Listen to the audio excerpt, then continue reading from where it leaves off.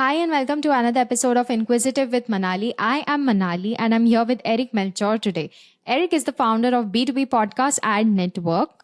Innovators Can Laugh. In this episode, we chat about how B2B podcasters can monetize their shows through sponsorships. We also chat about how sponsors can find the right kind of podcast to promote their products. Now let's jump into the episode. Eric, do you believe innovators don't laugh enough? Some don't, Manali. Some don't. Some are very serious. They're so focused on their work and whatever it is they're building, and they don't have enough fun. That's in my opinion. I've actually had a few guests where I even threw them softballs to hit, meaning, questions that should have generated some kind of laughter. And some of them didn't even laugh at all. And of course, those episodes that I published were either very dull or I just shouldn't have published them to begin with. But yeah, not enough entrepreneurs and innovators laugh, in my opinion. True that. Why do you think it's so? I think a lot of them are engineers, especially in tech and in SaaS. And engineers, they just have a different mind. I mean, their brain, I can't remember if it's the left brain or the right brain, but they're really focused on whatever the task it is and trying to build something or solve something. It's like a person with the Rubik's Cube, right? You see somebody doing a Rubik's Cube, they're never laughing. They're never having this is the best time of my life. No, none of that's going on. But that's what I think of most SaaS founders in the tech space. They're just not having a good time. Also, another thing I noticed, because I come from the same field, my education is in tech. So I noticed they're very, to the point with their answers. If they're talking of one thing, it will just be that thing and then they'll just keep quiet. It may be 2-3 sentences, full stop. That's it. That does happen sometimes. It does. Yeah, you're right. You're like, give me more. I want more. And you're waiting for them to continue. But no, that was it. And then it becomes difficult to carry on the conversation with them. Oh, yeah. Yeah, that can happen. Thank goodness that's where if you did your homework and preparation, you had a set of questions you can fall back on. And sometimes that does happen. Yeah. So you have been podcasting for 2 years, more than 2 years, I believe. How is the podcasting serving you? The first 30 or 40 episodes I did, I looked back and I'm like, these are crap. And I got to maybe an episode I'm in that phase right now. Yeah. No, I got to episode 70 or 80 and I'm like, don't listen to the first 60 because it's one of those things that you know it can be better and you can improve, but you're always comparing yourself to your favorite podcasts. And so if you're listening to some of the most famous podcasts out there, like Hidden Brain or Planet Money or things like that, those people have been at it for years and they've got a big team and production behind it. And you may just be a one-man show. But for the most part, I've been enjoying it. I think I've been improving steadily, over the years. And it takes around 2 or 3 years to gain an audience when it comes to podcasting. And I'm barely getting to that point now where I'm starting to gain an audience. I think I moved from an audience of 1 to maybe now an audience of 2 now. And so I'm excited about that, Manali. That's lovely. Because people have unrealistic expectations when they begin a new project and they think they have this unique idea that nobody has tested out in the world and they think they are going to just enchant the market with their new podcast or, their YouTube channel. And then when they see then they face the reality, they're like, I'm not doing this anymore. And they give up, they quit. They give up. I mean, there's 2 things people don't realize. It takes on average minimum 12 hours to around 20 hours to produce one episode. And that can include everything from finding the guests, booking the guests, recording, editing, and then getting it ready for distribution. And so a lot of people don't realize the amount of work that it takes to produce one episode. And the second thing people don't realize is that just because you release something doesn't mean there's going to be tons of listeners. That's why most podcasts don't even get past, episode number 10. Because you will start crying when you look at your statistics and see, oh my God, I've already done 10 of these and I'm barely getting, maybe 10 or 12 downloads.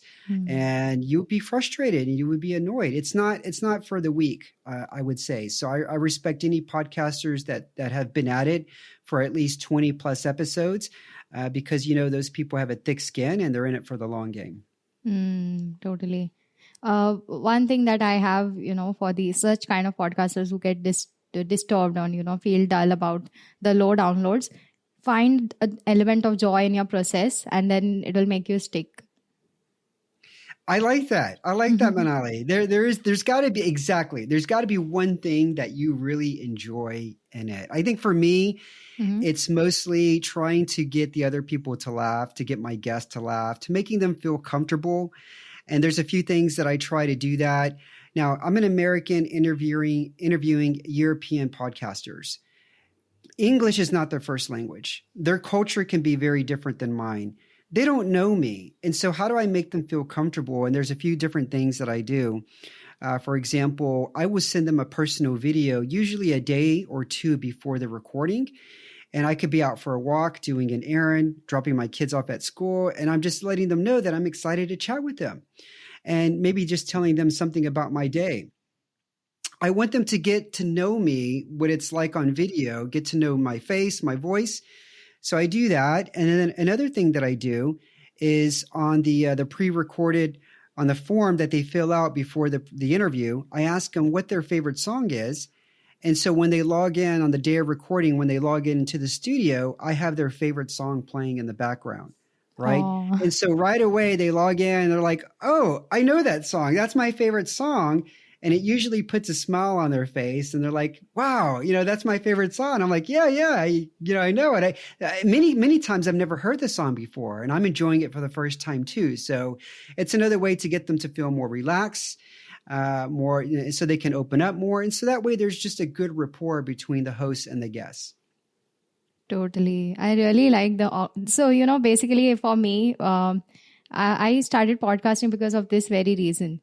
The answers that humans give, Google, somebody like ChatGPT can never give. So now I'm in it for the long game because humans answer questions and through experience, but the data that's on Google is just fed by humans and it's on the surface level. So this is what is my the thing that I enjoy in the podcasting process.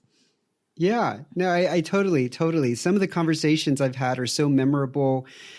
Some stories I've heard have actually almost made me start crying during the interview because I'm laughing so hard.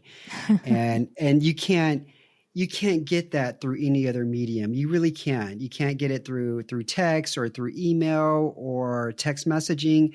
But having a genuine conversation with somebody for 20 or 30 minutes, it can reveal characters and insights that you may have otherwise have never knew about that specific person. And I love that too.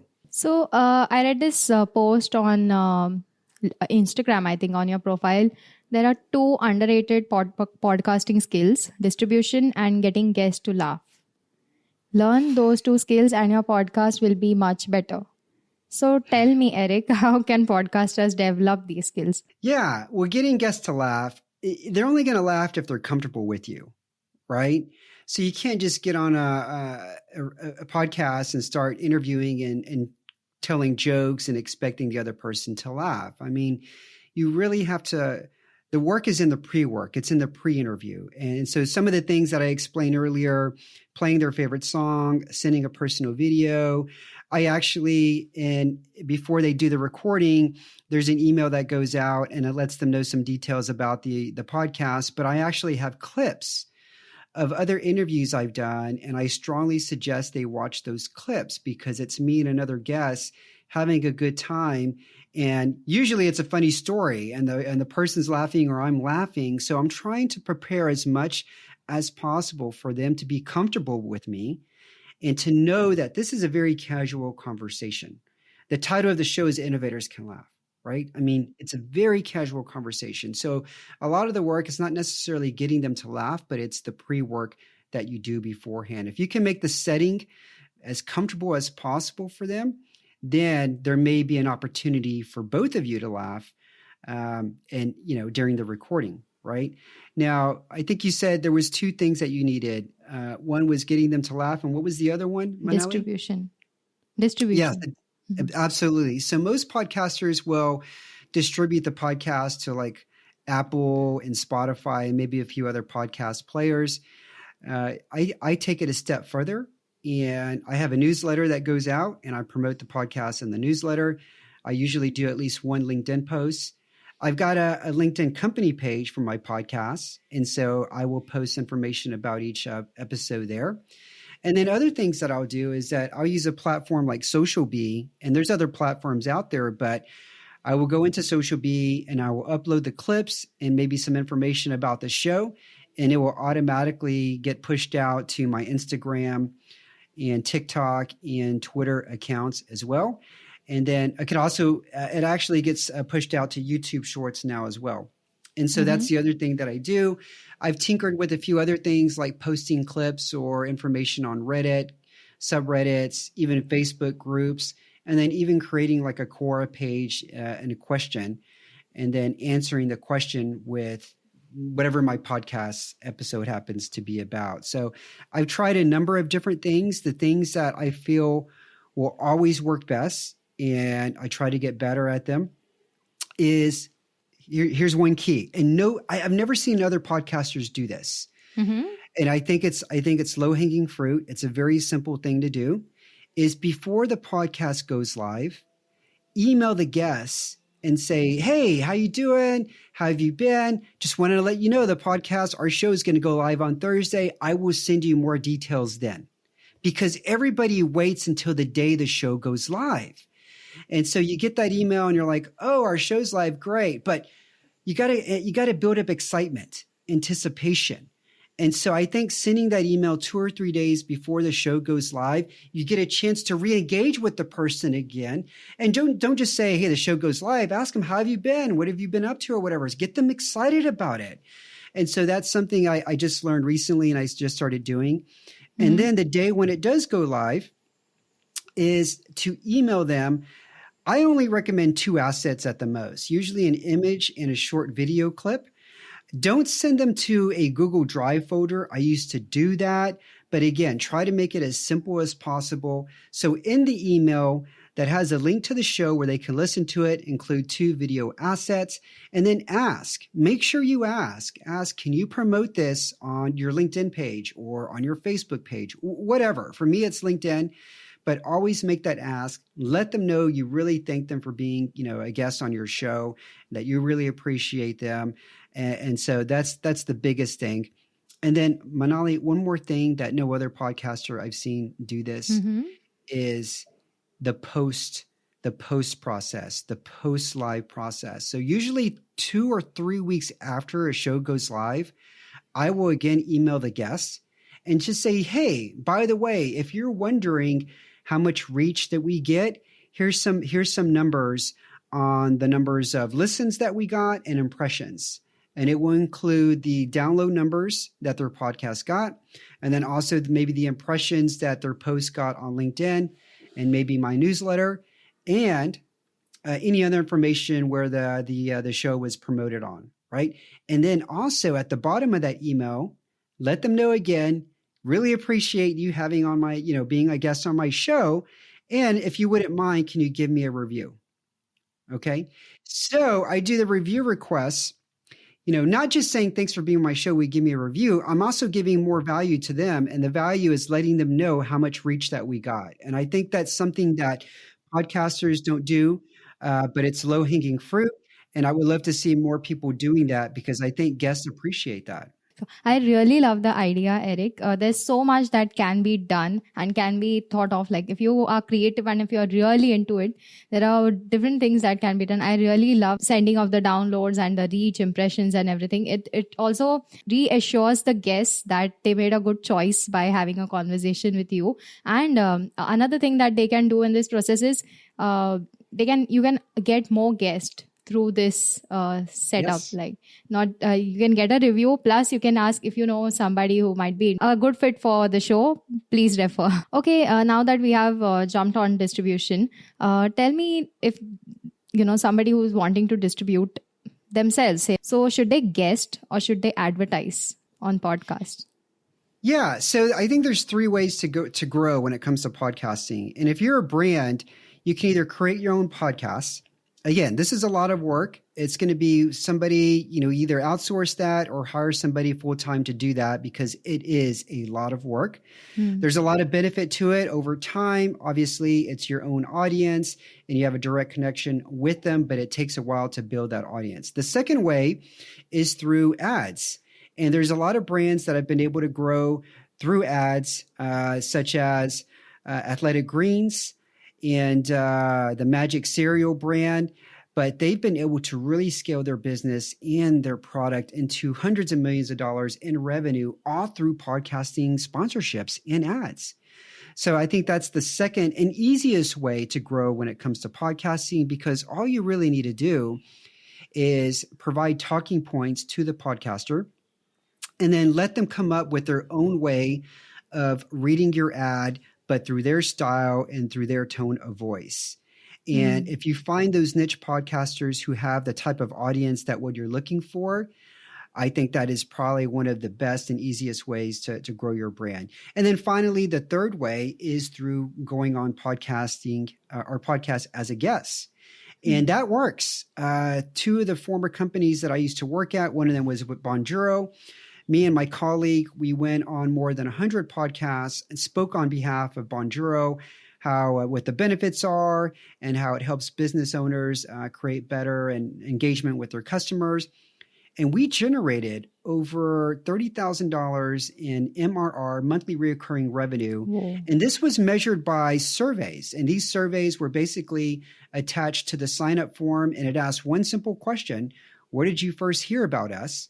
And people could select, an SEO through an affiliate, through a paid ad, and podcasting was, one of the selections there. And so once we got past 30 episodes, we really started seeing an increase in traffic and a lot more people indicating they first heard about the brand through podcasting. I replicated that same playbook when I was at OptiMonk, and I went on more than 40 podcasts. And now more than 10% of people that are new customers indicate they first heard about us through podcasts. And so it's a game changer, but you do have to commit. And I suggest you do not work with agencies. A typical agency will charge you anywhere from $300 to $500 per booking. And you can do it yourself. I've got a playbook. If you go to innovatorscanlaugh.com, I have a link to a playbook. It's the same playbook I use, the same strategy. You see the same templates I use when I reached out to hosts, how I searched for different podcasts, how I found the right podcasts that were worth reaching out to, because a lot of podcasts, they may have been around for a year, but all of a sudden they stopped. And so you don't want to be sending an email to a podcast that is no longer active. So I show you the step-by-steps how you can do that and go on multiple podcasts yourself to promote yourself or your brand as well. So those are the three effective ways that you can grow through podcasting, in my opinion. Okay, so what is the downside to each of them? Well, I think with ads, the downside is there's a couple of things. You can go two different routes. One is working with a big podcast media network, like maybe through Spotify. And the downside is that those are pre-recorded ads. And so the host is not going to do a host read ad, which are the highest converting ads because they flow with the show. You have the host reading. It's the host's voice. It sounds genuine. It sounds authentic. But if you work with the big network, you're going to use a pre-recorded ad that you upload. The second thing is you're not really sure where your ad's going to end up because you're only advertising per category. So if you select, I want to advertise on entrepreneur-related podcasts, but you don't really have a selection of which podcast specifically your ad's going to come on. They're just going to be played on any sort of podcast that is categorized as entrepreneurial. So those are the two downfalls. Right? Whereas if you work with a smaller network like my network, it's all host read ads and you know specifically which podcasts your ads are going to play on. Right? So that's the downfall for when it comes to advertising. The second thing is, well, not the second thing, the downfall when it comes to podcasting, creating your own. Well, I think you know this, Manali. There's a lot of time involved, a lot of time and effort, and you're not going to see the results right away. Soon, yeah. Yeah, the ROI is just not going to be there from the very beginning. And so this is more of a long-term play. And what I mean by long-term, you've got to be willing to commit at least 24 months minimum to start growing your audience. But there's a lot of time and effort when it comes to producing and distributing your show, right? So that's the downfall there. And then, of course, the downfall when it comes to going on podcasts is you may not like it, right? Some people are just not fine with getting in front of a microphone and speaking, for 30 minutes to an hour. If that's not something you enjoy doing, then obviously you're not going to have a good time doing it.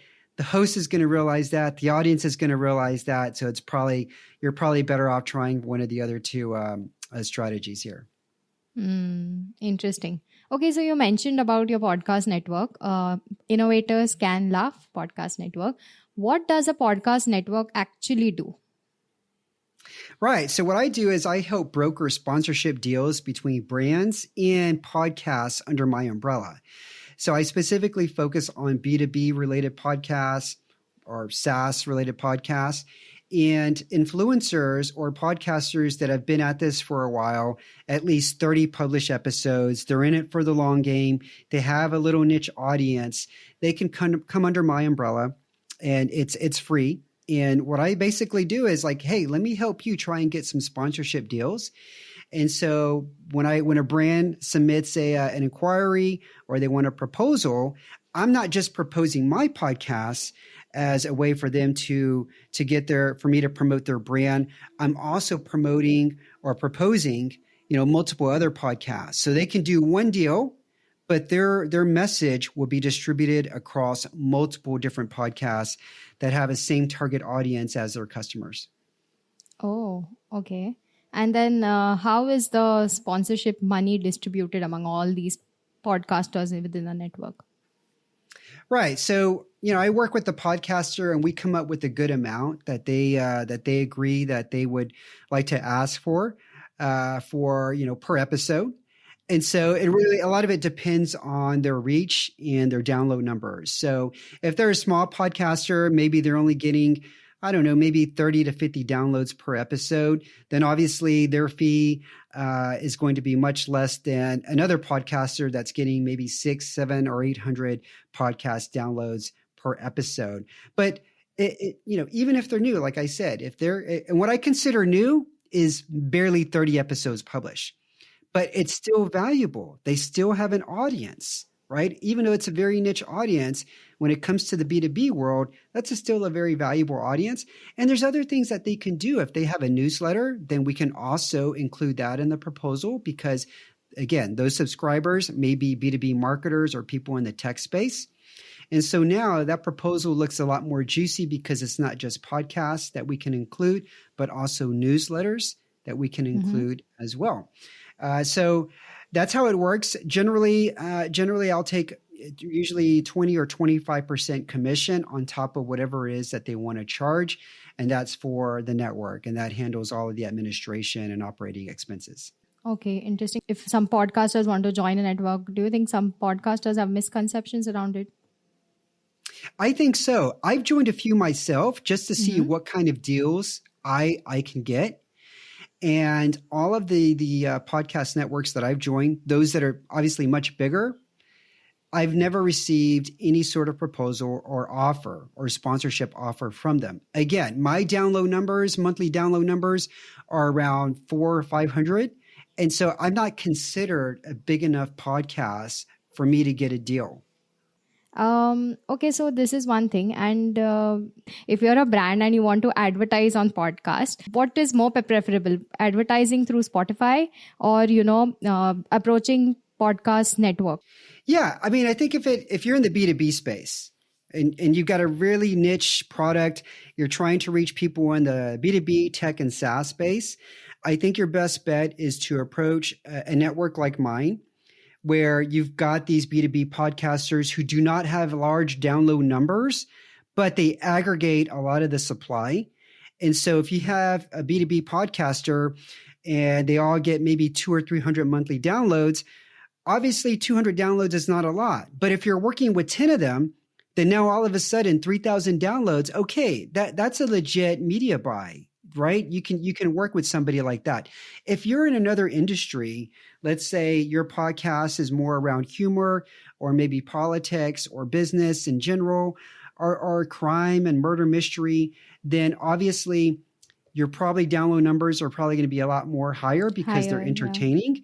then it Mm-hmm. makes more sense to try to work with a big advertising network, because you've got the high download numbers and more than likely they're going to find deals for you. But again, that's if you're getting like 4 or 5,000 downloads a month minimum. Mm. Okay. Okay. Um. Okay. Then. So these podcast networks must have some criterias. Like these kind of podcast. We'll select it for our network. So what are those criterias? Like downloads must surely be one. What else? I've gone through the process of at least 4 of those networks and trying to submit my podcast. They're all asking for screenshots of your monthly average downloads for the past at least 90 days, screenshots of downloads for the first 30 days of each episode. And so they definitely want to see the data. And so that's what they're asking for. They're also asking for the RSS feed of your podcasts. And then also the website of your podcast, and then a description of what it's about and information like that. But the main criteria they're looking for is the download numbers. That's what they want, because in order for them to get big buys and work with big brands like McDonald's and big brands like that, they need to be able to show, oh, we can get you hundreds of thousands or millions of downloads. And so they're not really looking for the small podcasts like mine. But again, if you got a lot of downloads, then they probably want you, and you'll probably get offers for different sponsorships, right? But that's what I've seen so far going through the process and the information they're asking for. Okay, so now if you're a podcaster and you want to find a network, what is the process? Oh God, there's so many of them. If you just Google maybe top podcast advertising networks, then you'll see on Google search results a list of them. And there's at least 10 that I found. But again, you could just see them by doing a simple search query, a list of podcast advertising networks. Okay, but then do they ask for payments, or do they guarantee that you will be placed somewhere, or how's that working? If you're an advertiser, obviously they want payment before the advertising takes place. Because once the episode goes live, you can't take it back. I mean, it's already been out there, right? So usually they want payment before, and usually they ask for information like what's the categories of podcasts you want to advertise on. And so you can select, usually there's probably 30 or 40 different categories, everything from retail to sports, maybe to makeup and beauty, and things like that. And then you can usually select a location and any sort of demographic when it comes to age. So you can say age, between 20 and 30 or 30 and 45, and then location where the podcasts are located on. So usually there's a pretty good job of trying to narrow down which podcasts you want to advertise on. Again, though, most of them you can't really select which podcast specifically. You're just basically selecting the type of category that you want to advertise on. And sometimes this can hurt your brand. There's been cases of advertisers that are advertising on podcasts, maybe a cigarette advertiser, but he's advertising on a podcast that is more about sustainability and not really around, cigarettes. Or maybe you're a sustainable brand, but you're advertising on a podcast and it talks about oil or something like that. So that's the risk that you take, is being featured on wrong shows that are not really ideal and a good fit for your brand. And is there any joining fee for these podcast networks as a podcaster? Well, for my network, no, there's no joining fee. For other networks that I've joined, no, there isn't a joining fee at all. I would say with some of the smaller ones, though, for example, like mine, we have like these, I guess you would say, you can call it like a master class. And once a month, we all get together and we go over a specific topic. And we're all discussing, for example, how do we onboard our guests? And we all learn from each other. And we all give, oh, wow, I didn't know you did that. That's actually a more efficient process than mine. Or sometimes you hear, well, wait a minute, why are you doing that way? You can automate it this way. And so we're all learning from each other. We really enjoy that. So I think all the other podcasters have gotten to know the podcasters in the network. And in some ways, they've even started helping each other out by going on each other's podcast as a guest, or promoting each other's services through their newsletters. And so that's the other benefit about joining a small niche network when it comes to podcasting. Okay. And let's say if an individual podcaster wants to find sponsors. So is it a good idea to, jot down all the companies which might be a fit and then directly start cold emailing them, or, join a podcast network like yours and then wait for the right opportunity? Yeah, that's a good question, Manali. In my second year, that's exactly what I did. I had a list of companies, potential sponsors, and I started messaging them, cold emailing them, trying to find who was the right person on LinkedIn who I could connect with and try to build a relationship with. And then I would pitch to. And so I think I was able to pitch successfully. Well, and I say successfully, I didn't win the pitch. I didn't get a sponsorship, but I was able to get on a phone call and try to pitch to them. But the thing that kept hurting me was that I didn't really have a big audience. Again, my download numbers were small. And so nobody was willing to invest in a podcast that didn't have large download numbers. And so I think that was a big learning period for me. And so I thought about it. And I thought, okay, I'm going to be at this at the long game, but it could take me a couple of more years, maybe 2, 3, 4, even 5 more years to get the kind of audience numbers that brands want. And so that's when I thought of, there's a lot of podcasters like me in this space. What if we just all got together and we could basically offer our supply as an aggregate and saying, instead of sponsoring one podcast that just has 300 downloads, now you can do a deal and get your message across 10 podcasts. And now we have, maybe 3,000 downloads combined. And so it's been a lot of fun because it's actually a win-win for the brand and the sponsor, but also the podcasters, because before this wasn't a revenue, there was no revenue going into this. You're doing podcasting as a loss. And so every month you're incurring a loss, and the loss is your time, but whatever else you pay for. But wait a minute. If I can get a sponsorship deal, if a broker like me helps me and says, hey, what if I can get you a couple $100 or more a month? You don't have to do anything, but just read a host rate ad that's 30 seconds and include that in your podcast.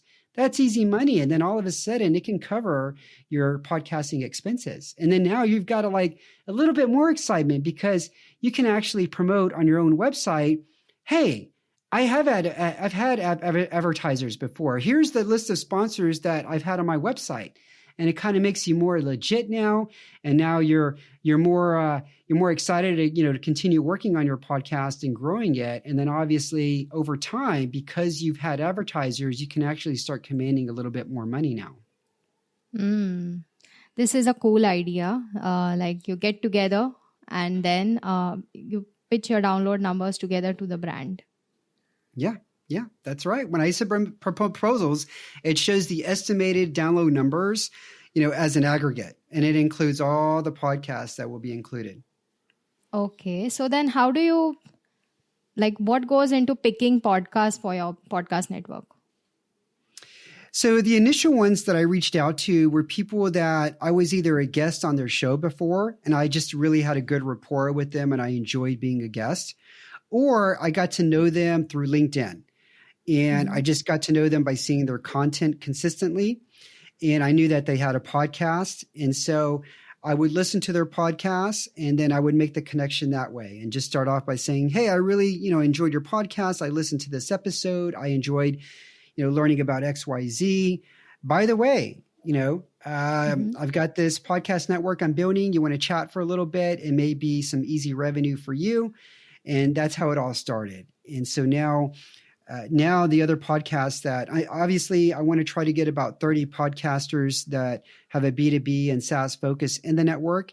And so I'm going through my list of B2B influencers on LinkedIn who have a podcast and sort of one by one, listening to their podcasts and then getting to know them and then pitching the idea. What I That's the route I've been. really, yeah, that's cool. What I really liked about your podcast network is you just not just include your podcast, but also your newsletter.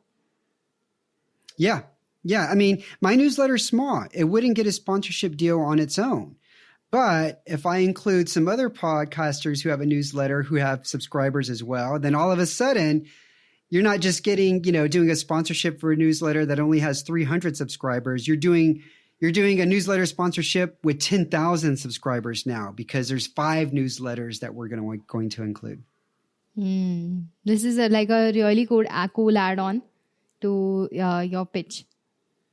Yeah, no, I love it. I love it. And some of the things that we do, and they're not necessarily part of the proposal, but sometimes as a bonus, we'll do a shout out on LinkedIn where when we promote the episode, we'll do like, this is powered by, and it's the name of the company, and we'll link it to their company profile page.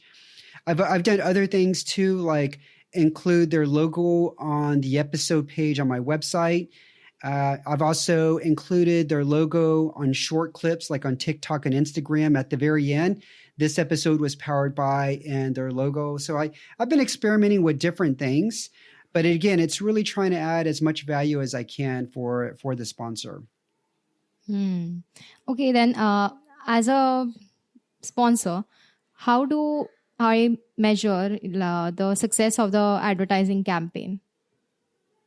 So there's 2 things. The one thing I always recommend is that you include on your sign up form a question, and it's optional, but how did you hear about us? Because that's the best way to track podcast performance. You're not going to see it in Google Analytics.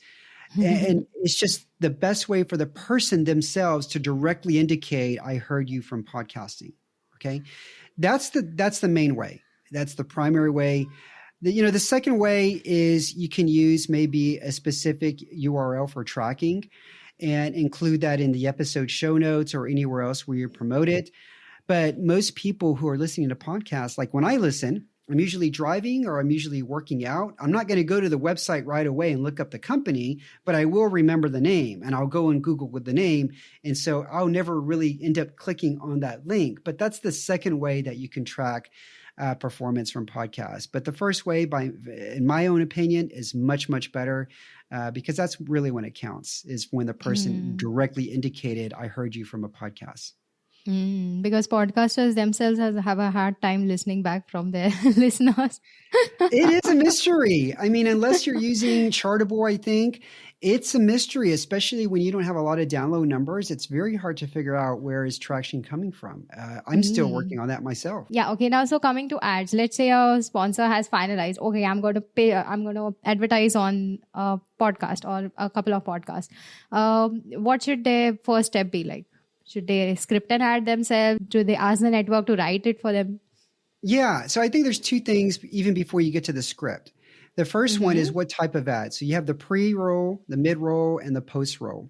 Definitely go with either pre or mid-roll because those are the highest converting. Most people skipped the post-roll. Right when the interview ends or the podcast episode ends, most people usually shut it off. And so that one has the lowest listening rate and the lowest conversion rate. So pre and mid-roll tends to have a little bit higher conversion. It's part of the conversation. It doesn't usually get skipped over. The second thing is host-read ads, by far the most converting because they sound like they're part of the show. They sound like the host really believes in the product and it just flows. It flows a lot better and they're higher converting. But the other question, Manali, that I think sponsors should ask is, okay, do you have dynamic insertion? Because if you have dynamic insertion enabled, then your ad will not just be featured in new episodes, but in all other existing episodes that have that capability. And so that's really important. I think podcasters, if you have that capability, turn it on as soon as you can. I waited too long to turn it on. I recently just turned it on, but I'm excited that I did now because sponsors. Before you continue, can you just explain what a dynamic ad is? So a dynamic embedding is where I use Buzzsprout. And so Buzzsprout has this capability where I upload the ad to Buzzsprout and using their AI functionality, it automatically picks where is the best time to insert the ad. Okay. And it does that for each episode that I record and release.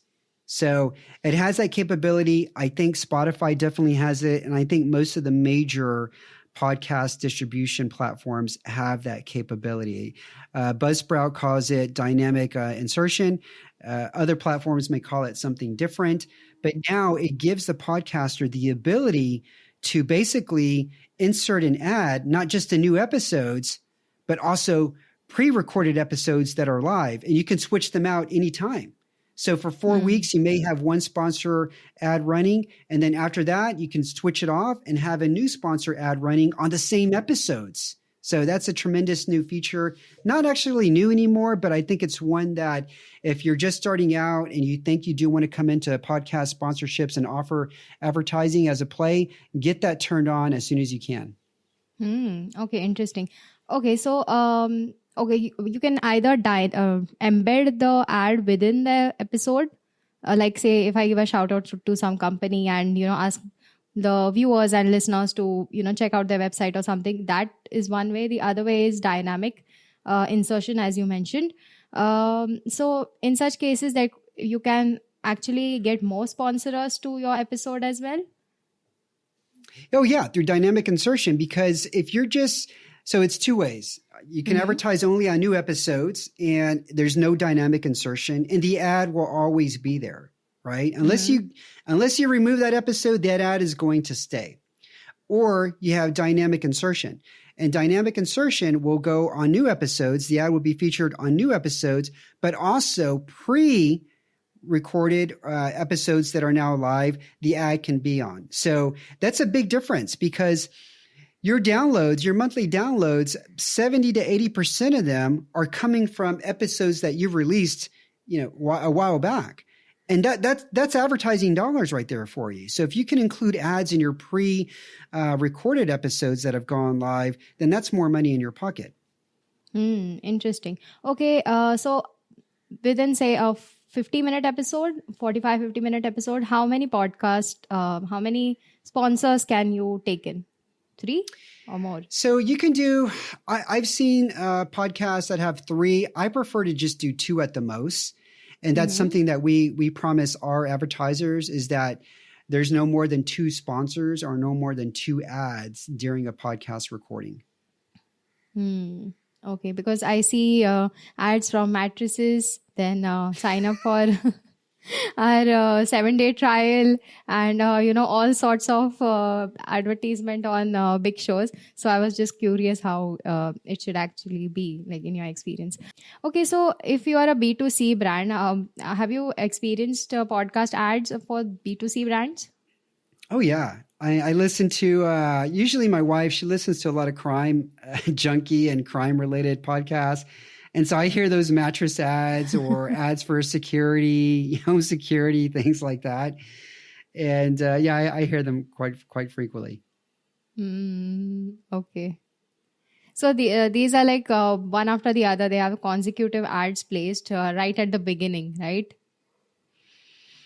Usually B2C, usually you'll hear an ad in the beginning.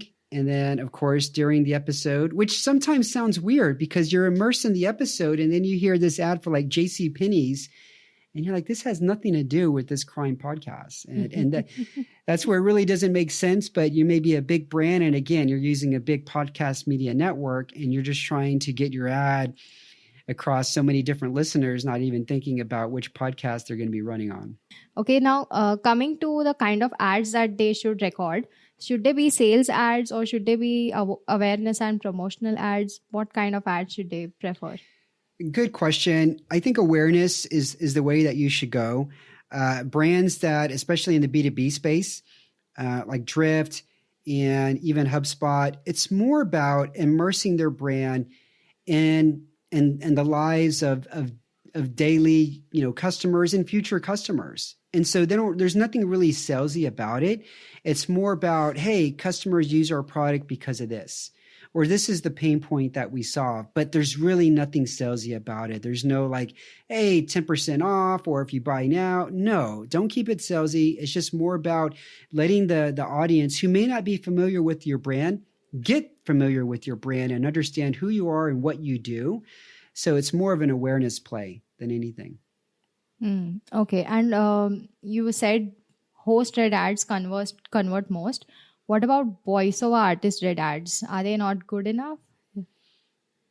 Or like, Oh, somebody from the company itself, the one who's sponsoring, they themselves record, hey, I'm the founder of blah, blah, blah. You can get a 7-day free trial of our SaaS product on blah, blah, blah. So, listen, mhm. unless you're Elon Musk or you're very well known, it's not a good idea because the people tune in to hear the host. They know the host, they know the voice. And so right away, if they hear a different voice come into play, they may just tune out and they may just Hmm. fast forward. So let the host do it because that's their audience and that's who the audience trusts. Okay. And how long should they wait to see the results? Say, if the episode goes live today, how long should they wait to see the results? Oh wow! I mean, again, a lot of it depends on the number of downloads, but Hmm. for when it comes to podcast advertising, from what I've read, you should at least do 2 episodes. So I would recommend doing 2 episodes, and it's also better to do multiple podcasts, right? Because if you only do one podcast, you're reaching a very narrow audience. So it's better to do multiple podcasts and for more than 2 weeks. Hmm. And in terms of when can you see the results? Well, I recommend having that question, how did you hear about us? Right. Hmm. And you could probably start seeing results at least. There could be a long-term effect, but you could see results up to 60 days probably. Because again, a lot of podcast listeners, they may not immediately listen to the new episode, but when they have time, they'll go back in and they'll look up their podcast and they'll listen to an episode from 3, 4, 5, 6 weeks ago that Hmm. ad initially took place. So there is a long tail play here, but that long tail can continue for a very, very long time. I remember going on podcasting as a guest and seeing people say that I heard you on this podcast, and we did that podcast recording like a year ago, Oh. but people were just now discovering it. So there's a quite a long, good evergreen play an effect here when it comes to podcasting. Interesting. Thank you so much, Eric. I had a lovely conversation. Before we wrap up, do you have any departing words?